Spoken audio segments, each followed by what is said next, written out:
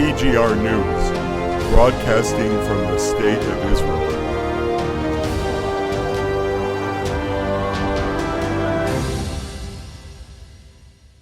Welcome back to TGR News. Hello. This week we'll talk about Gaza, how it's begun to launch large military drones and fly them towards Israeli airspace.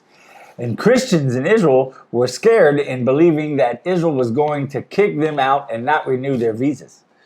We're going to talk about all of this and much more. But first, let's say thank you. Thank you so much for everything you guys do. Every week, being able to feed the people here, these children in the state of Israel, is just such a blessing.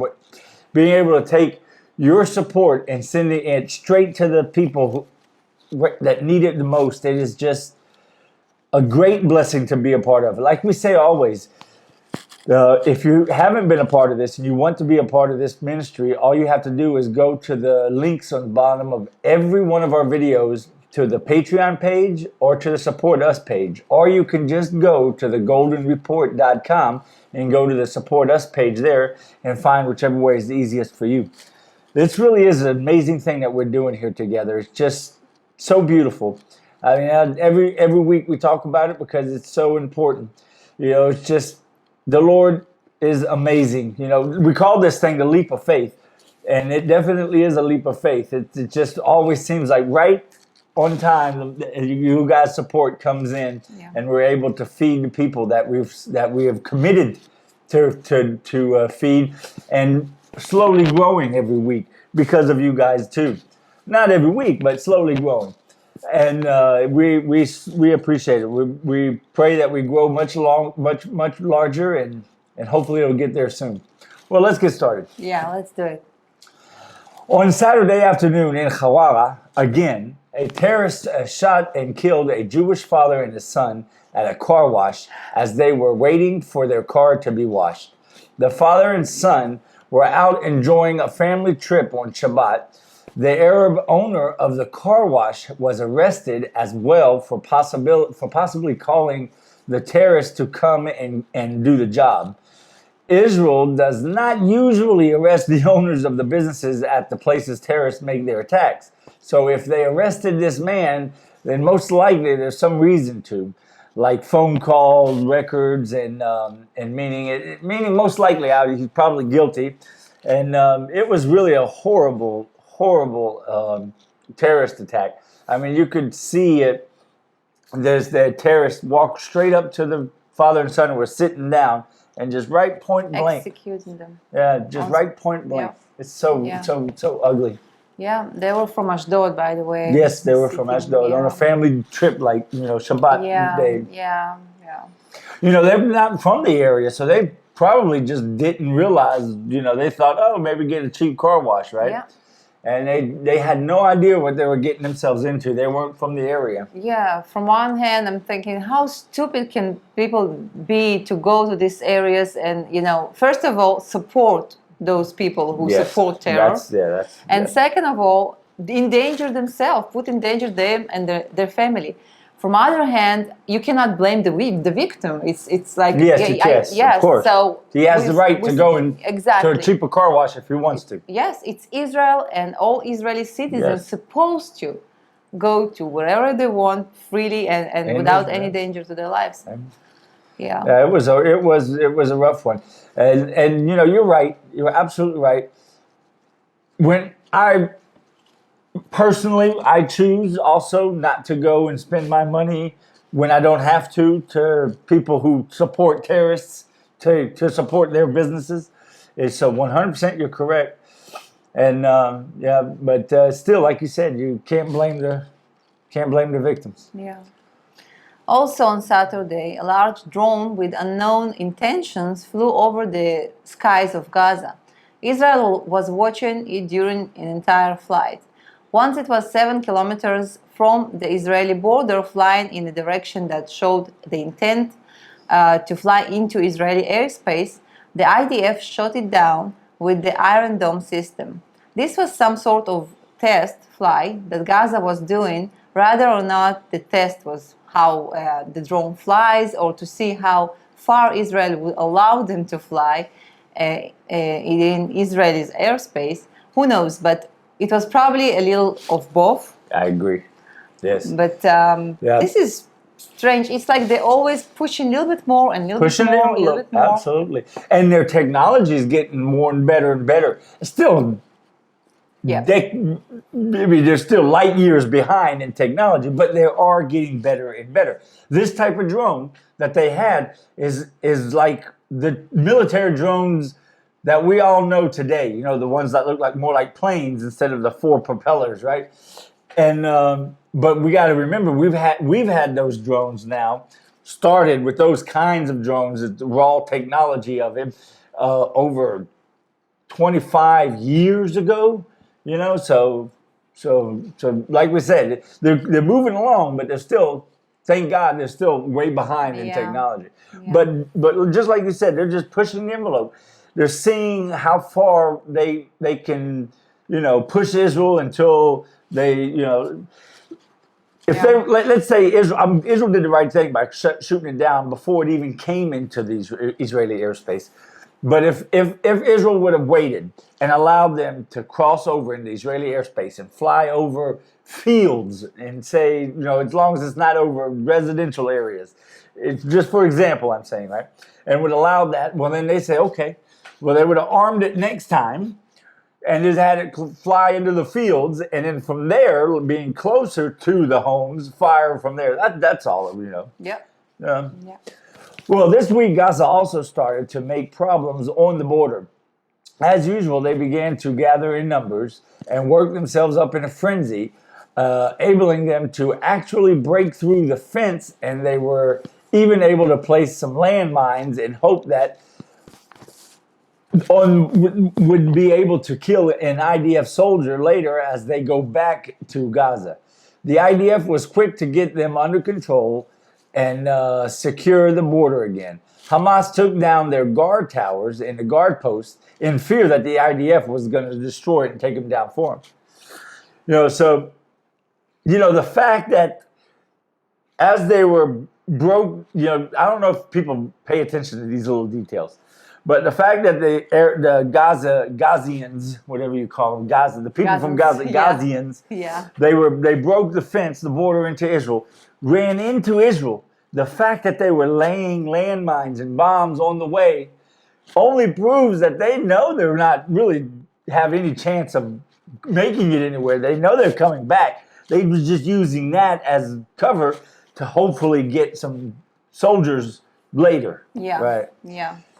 Yeah, so... Plus also, again, they're pushing it to check how long we're gonna let them do this craziness until we really like... The defense was destroyed. Did you see the fence? Yes, it was a big hole. They put explosive on it, exploded the fence, and it's a big thing too. It's not only them crossing, it's a big deal them crossing, of course, but it's also hurting the fence.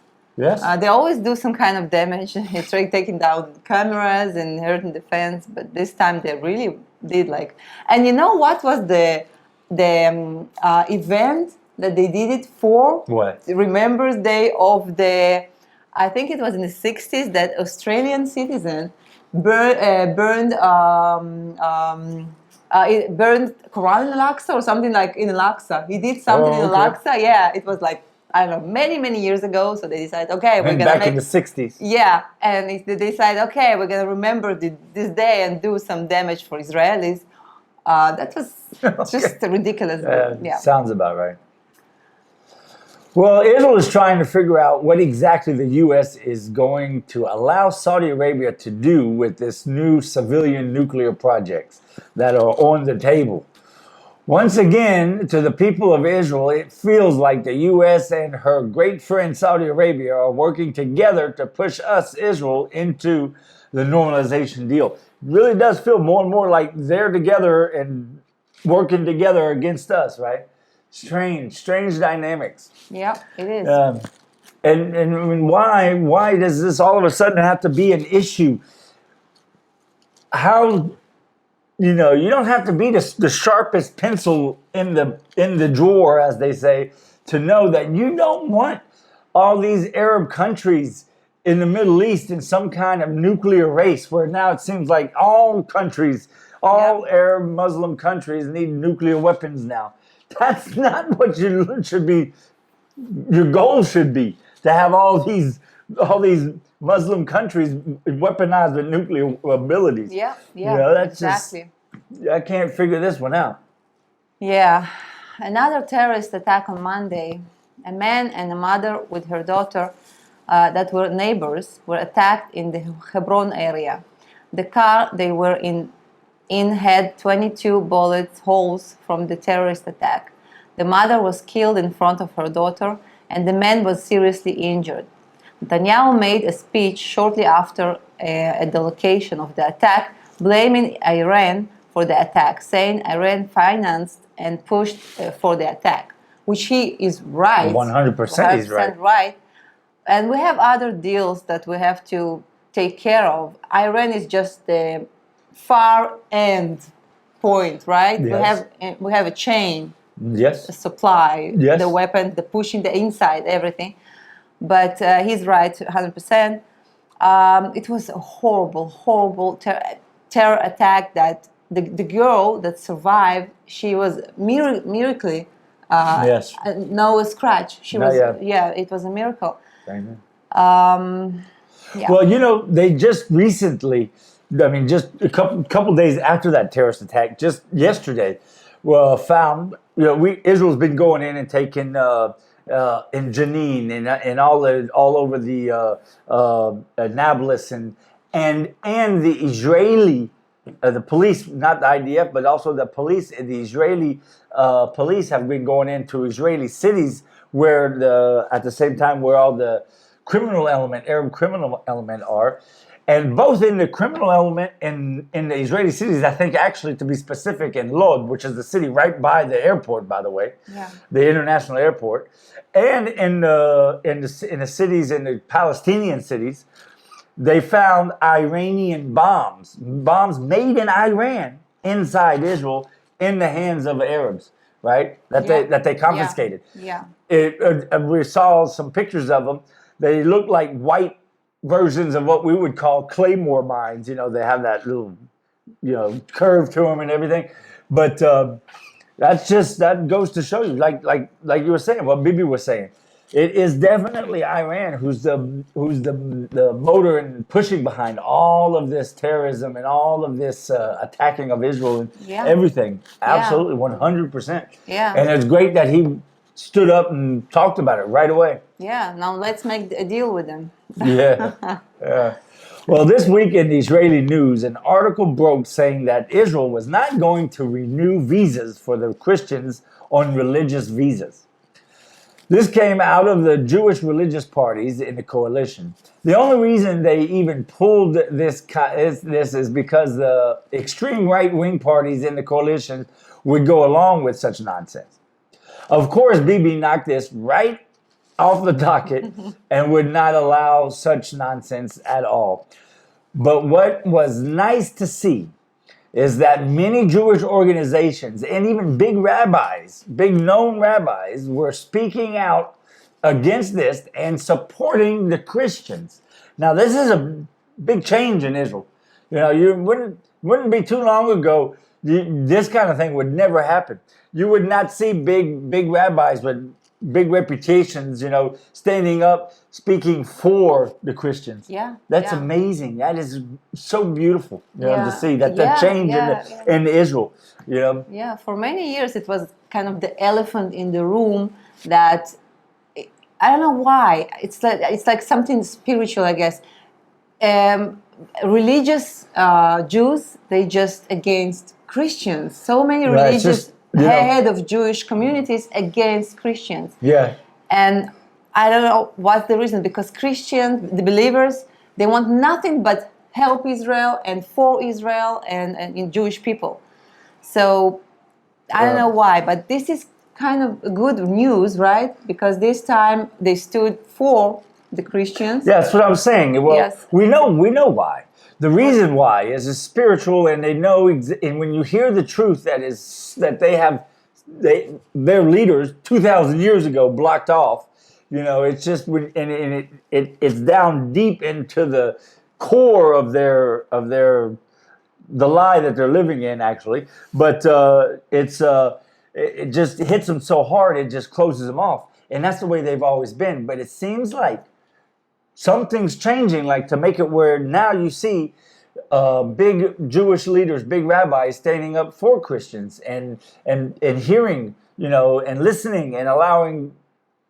It's just great. It's a small move in the right direction, but it's a move in the right direction. Even though it was bad, started off as bad news because they tried to stop the visas, but there's no worry about it. There are some things I love in this right-wing coalition. Some of the even right-wing radicals do good things. For example, Ben Gvir, he's very right-wing, like radical right-wing, but he supporting the police. He's doing very good reform in police and their salaries and making them stronger. Definitely, so another things, laws, very important laws.